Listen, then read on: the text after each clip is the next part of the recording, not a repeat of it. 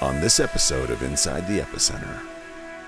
You were in northern Saudi Arabia, as I recall. You sat with the Prime Minister of Israel, the intelligence chief of Israel, and the Crown Prince.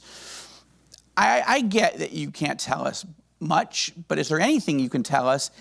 And what else is going on that you say, okay, this is what's on the record. These are the things that the Saudis have done to strengthen and support peace as opposed to trying to blow it up? The Crown Prince has driven more modernity into Saudi Arabia than all of the previous leaders of Saudi Arabia. And you could argue that was a very low baseline. Fair enough.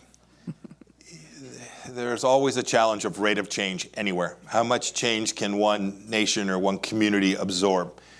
Saudi Arabia is also a special place because they host the holy sites. So they have another unique consideration that the leadership in Saudi Arabia and the clerical regime in Saudi Arabia has an enormous amount of influence as well.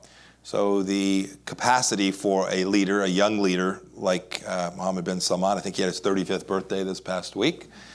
If you stare at all the efforts, if you see what he's doing in this city that'll be along the western seaboard of Saudi Arabia from Aqaba down, if you look at the efforts he has made to clean up the curriculum in the schools, not only in the mosques inside of Arabia, but around the rest of the world, you could say it's a glass 3/4 empty, or you could say it's a glass 1/4 full. Right? It's an enormous change in their willingness to make sure that extremism in those madrasas is stamped out.